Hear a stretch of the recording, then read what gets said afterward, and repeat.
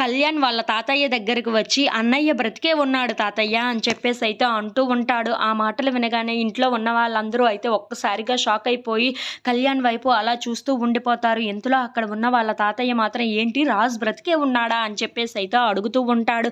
ఆ మాటలు వినగానే అక్కడ ఉన్న అపర్ణాదేవి అయితే, "అవును, నా కొడుకు బ్రతికే ఉన్నాడు" అని చెప్పేసైతే అంటూ ఉంటుంది. ఇంతలో అక్కడ ఉన్న వాళ్ళందరూ అయితే ఒక్కసారిగా షాక్ అయిపోయి అపర్ణాదేవి వైపు అలా చూస్తూ ఉండిపోతారు.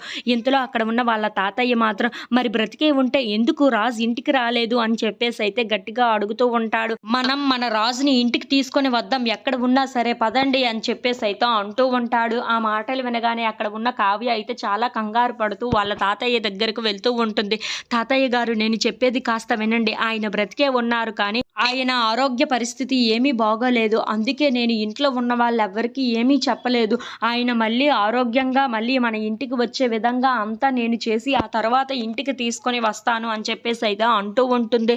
ఆ మాటలు వినగానే అక్కడ ఉన్న వాళ్ళందరూ అయితే మౌనంగా అక్కడ ఉన్న కావ్యని అలా చూస్తూ ఉండిపోతారు. ఇంతలో అక్కడ ఉన్న కావ్య మాత్రం, "ఆయన్ని మళ్ళీ మన మనిషిలాగా బాగు చేసి మళ్ళీ మన ఇంటికి తీసుకొని వచ్చే బాధ్యత నాది" అని చెప్పేసైతే అంటూ ఉంటుంది. ఆ మాటలు వినగానే ఇంట్లో ఉన్న వాళ్ళందరూ అయితే సరే అని చెప్పేసైతే అంటూ ఉంటారు. ఇంతలో యామిని రాజు దగ్గరికి వచ్చి, "బావ ఇది చూడు" అని చెప్పేసైతే పెళ్లి కార్డుని ఇస్తూ ఉంటుంది. అది చూడగానే అక్కడ ఉన్న రాజు అయితే ఒక్కసారిగా షాక్ అయిపోతూ ఉంటాడు.